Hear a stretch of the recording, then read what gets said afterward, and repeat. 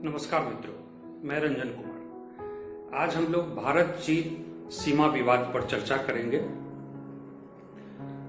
भारत और चीन का सीमा जम्मू कश्मीर से लेकर अरुणाचल प्रदेश तक फैला हुआ है। इसको समझने के लिए इसके पृष्ठभूमि में जाना जरूरी है। भारत चीन सीमा को मुख्यतः दो भागों में बांटते हैं, पूर्वी क्षेत्र का सीमा और पश्चिमी क्षेत्र का सीमा। पूर्वी क्षेत्र का सीमा सिक्किम से शुरू होकर अरुणाचल प्रदेश होते हुए बर्मा तक चला जाता है। पश्चिम सेक्टर का सीमा जम्मू कश्मीर, हिमाचल और उत्तराखंड राज्य से जुड़ा हुआ है। सबसे पहले हम पश्चिम क्षेत्र के सीमा की बात करेंगे और इसके लिए पृष्ठभूमि में जाना जरूरी है। प्राचीन भारत में एक कुषाण वंशी महान शासक थे कनिष्क। उनके समय में हम लोग देखते हैं कि चीन के 3 प्रांत कासगर, यारकंद और खोतान, इस पर उनका कब्जा था। उनके अलावे प्राचीन काल में और कोई ऐसे शासक नहीं हुए जिनका चीन के किसी प्रांत पर प्रत्यक्ष शासन हो।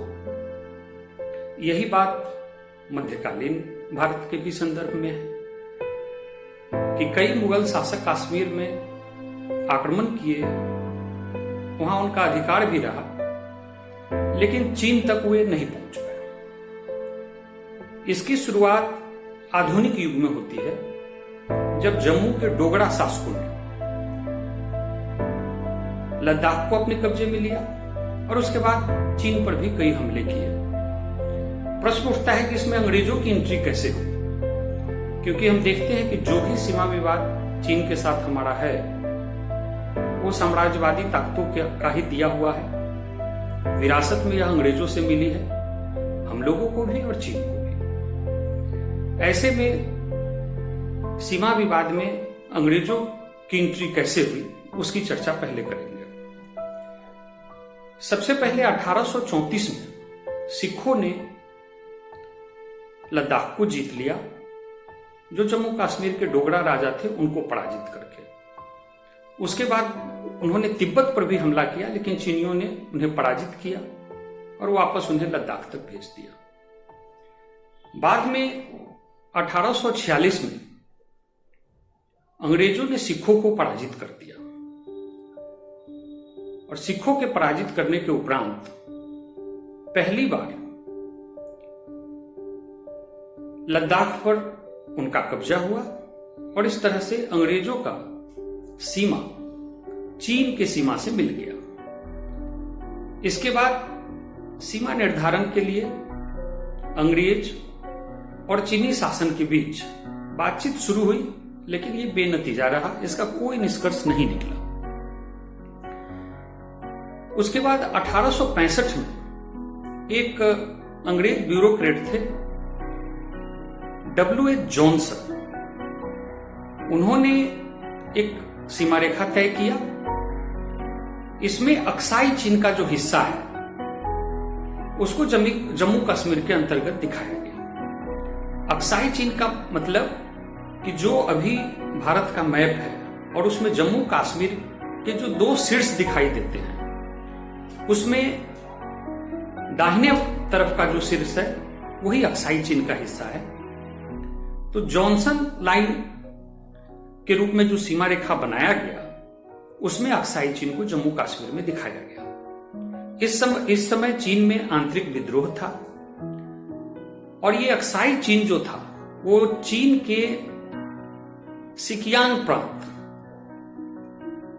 जिसको उस समय में जिनजियांग भी कहा जाता था, शेनजियांग भी कहा जाता है, उसके अधीन था और कमोबेश उसकी स्थिति स्वायत्त जैसी थी। तो उस समय में 1865 के समय में सिकियांग चीन के प्रत्यक्ष नियंत्रण में नहीं था और वो बाहर हो गया था उसके नियंत्रण से।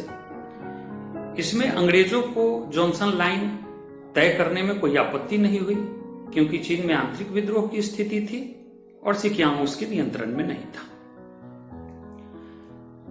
परिस्थिति तब पलटी जब चीन का पुनः सिकियांग पर कब्जा हो गया। ऐसा हुआ 1878 1878 में। और इसके बाद फिर अंग्रेजों से उनकी टकराहट शुरू हुई, सीमा विवाद फिर से शुरू हुआ। इस समय में परिस्थिति एक जगह और बदल रही थी। रूस काफी मजबूत हो रहा था और उसकी जो साम्राज्यवादी इच्छा थी वो टकरा रही थी अंग्रेजों से। ऐसे में अंग्रेजों को डर था कि कभी भी रूसी हमला हो सकता है। इस स्थिति में वह चाहते थे कि चीन के साथ उनका जो सीमा विवाद है उसका निराकरण हो जाए। इसी समय 1897 में एक उनके सैन्य अधिकारी थे जॉनसन अर्डॉग। वो इस परिस्थिति को ध्यान में रखते हुए, मतलब रूस के आक्रमण को ध्यान में रखते हुए, क्युनलुन पर्वत के समानांतर सीमा रेखा का प्रस्ताव दिए। और यह जो लाइन था ये जॉनसन लाइन के दक्षिण में था।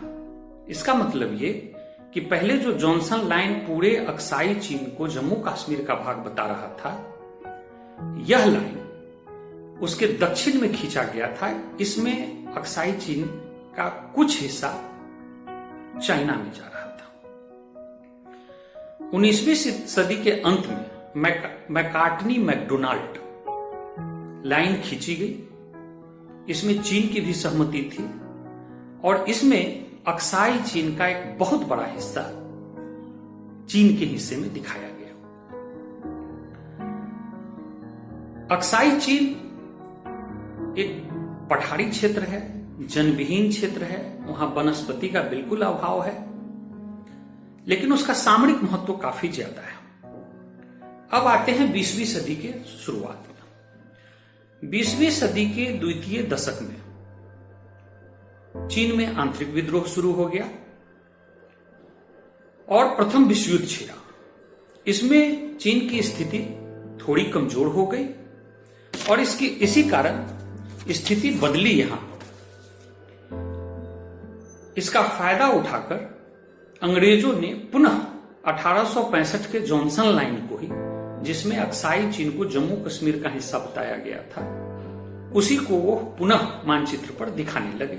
चीन की तरफ से कोई विरोध नहीं हुआ क्योंकि उनकी स्थिति थोड़ी कमजोर थी, लेकिन ग्राउंड स्तर पर इस रेखा के डिमार्केशन का कोई काम अंग्रेजों के द्वारा नहीं हुआ। ये रेखा सिर्फ मैप में दिखाया गया।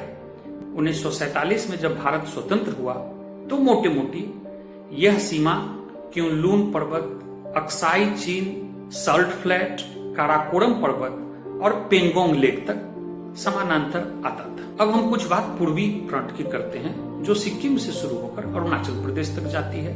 1826 में अंग्रेजों ने असम को जीत लिया। उसके बाद कई युद्धों के बाद उसने बर्मा को भी जीत लिया और हम लोग जानते हैं कि वहां जो असम का पूरा क्षेत्र है और पश्चिम बंगाल का जो क्षेत्र है दार्जिलिंग से सटा हुआ, वहां अंग्रेजों ने बड़े बड़े चाय बागान बनाए। अब उसकी रक्षा का प्रश्न था।